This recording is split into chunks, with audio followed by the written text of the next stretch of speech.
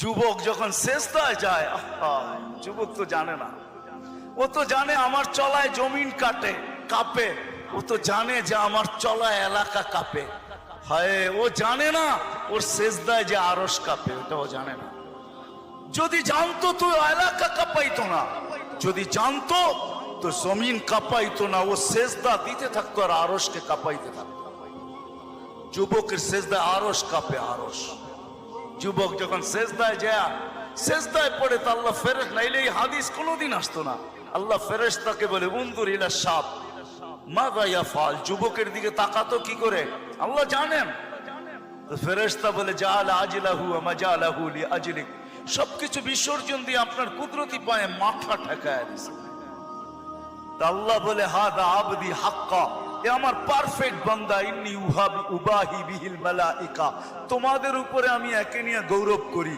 যখন সেজদায় চিৎকার দেয় সুবহানা রাব্বিয়াল আলা, আল্লাহ বলে সাব্বাহতানি সাব্বাহতুক, তুই আমাকে পবিত্র বললি, যাহ তুই পবিত্র, তোর গুনাহ মাফ, সেজদার থেকে উঠার আগে মাফ।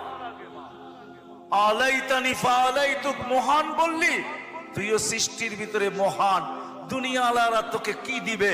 কিয়ামতের দিন আমি তোকে আরশের নিচে সুপার ডিলাক্স গ্যালারিতে বসাবো। গ্যালারিতে,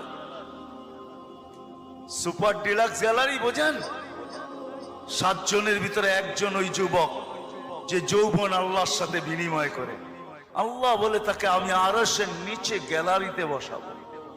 সাবআতুন ইয়াদিল্লুহুমুল্লাহু তাহতা দিল্লি। দুনিয়া আলারা তোকে কি দিবে? দুনিয়ালারা অতক্ষণ দিবে যতক্ষণ স্বার্থ আছে। হইতে পারে স্বার্থ শেষ তো তোমার এতিম বাচ্চা, তোমার দুধের শিশুকেও এতিম করতে দুনিয়ালারা দ্বিধা করবে না, দ্বিধা করবে না। তোমার নববধূকে বিধবা বানাইতে দুনিয়ালারা দ্বিধা করবে না। অতদিন তুমি চামচ, যতদিন তুমি বোঝেন। রাগ হয়ে গেলেন? যুবক পায়ে হাত রাখি, মাপ চাই তোমাদের কাছে। অতদিন তুমি দুনিয়া আলাদের কাছে দাম পাবে যতদিন তুমি চামচ হবে, চামচ। আল্লাহ বলে আমার কাছে দাম ভিন্ন। সত্য এটি।